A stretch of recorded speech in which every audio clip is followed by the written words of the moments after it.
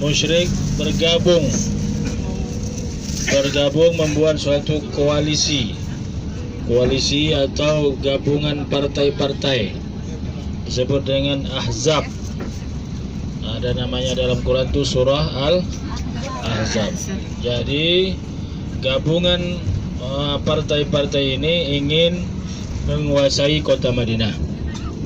Setelah terjadi perang Uhud, perang Badar, mereka juga ingin menguasai dan ingin masuk ke kota Madinah. Akan tetapi Rasulullah Sallallahu Alaihi Wasallam bermusyawarah dengan para sahabat bagaimana supaya mereka tidak leluasa masuk.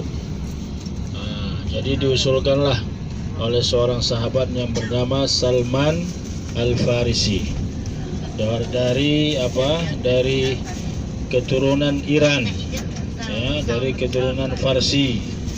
Dia mengusulkan kita gali paret. Digalilah paret supaya mereka tidak bisa masuk dengan leluasa membawa kendaraannya untuk menyerang kota Madinah. Akhirnya usulan Salman Al-Farisi ini diterima oleh Nabi Sallallahu Alaihi Wasallam dan digalilah paret. Bayangkan menggali paret di tanah tandus. Yang digali itu bukan seperti tanah yang di negeri kita. Di sini penuh dengan batu-batuan, itulah yang digali. Sehingga Rasulullah sendiri ikut menggali paret itu dan Rasulullah sampai kelaparan. Dia taruh batu di perutnya saking laparnya. Itulah usaha para sahabat untuk menghalangi orang kafir supaya jangan masuk menguasai kota Madinah. Betapa tidak, karena mereka itu dulu adalah orang Madinah. Lalu karena membatalkan perjanjian dengan orang-orang Islam, orang Yahudi yang ada di kota Madinah ini diusir oleh Nabi. Dia ingin mau masuk lagi untuk menguasai kota Madinah. Akhirnya Allah Subhanahu wa taala mengutus angin, ya, angin puting beliung, sehingga mereka yang berkemah di pinggir parit itu untuk mencari kesempatan supaya bisa masuk ke kota Madinah. Akhirnya mereka diporak-porandakan oleh angin puting beliung itu, sehingga mereka tidak jadi masuk ke kota Madinah dan tidak bisa menguasai kota Madinah. Dan akhirnya kisah itu diabadikan di dalam Al-Quran, di dalam surah Al-Ahzab.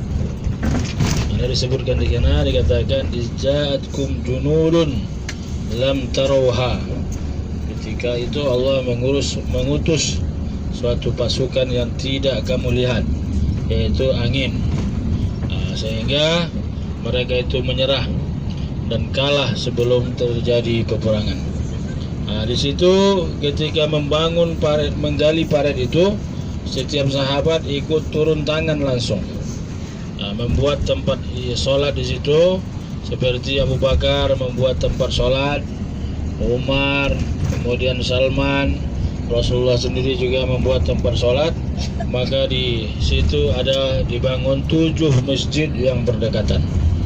Tapi 7 masjid itu jangan dibayangkan seperti masjid di negeri kita. Di sini masjidnya hanya seperti kotak sabun saja, hanya 3 kali 4 meter. Disitulah mereka dahulu sambil menggali paret dan juga tidak lupa melaksanakan ibadah, sehingga mereka membuat tempat ibadah di situ, munajat, memohon pertolongan Allah Subhanahu wa taala. Ada ikhtiar, ada doa, ada ibadah, sehingga ikhtiar itu tadi, usaha itu tadi didampingi dengan doa dan ibadah mereka. Allah Subhanahu wa taala menurunkan bantuan kepada mereka sehingga mereka itu bisa menang dan orang-orang kafir pulang ke kampung halaman masing-masing. Ada yang pulang ke Mekah, ada yang pulang ke Taif, macam-macam. Jadi itulah kisahnya di dalam perang Ahzab, dan di situ tempat itu disebut dengan Khandaq. Khandaq itu artinya paret. Nanti kita akan lihat di sana. Yang kita lihat di sana adalah masjid yang besar. Tapi masjid besar itu baru dibangun sekitar 10 tahun yang lalu, dan masjid-masjid yang kecil-kecil itu sudah tidak ada lagi, kecuali hanya tinggal beberapa masjid saja. Seperti Masjid Al-Fatah, Masjid Kemenangan, di situ Rasulullah berdoa. Jadi yang kita ambil pelajaran di dalam sejarah Khandaq ini, yaitu setiap kita berusaha mesti juga dibarengi dengan doa. Menggali parit itu saja tidak cukup kalau tidak ada dibarengi dengan doa dan ibadah kita, sehingga Allah membantu kita dengan sebab kita memohon kepadanya. Nah, itulah nanti kita lihat Khandaq itu.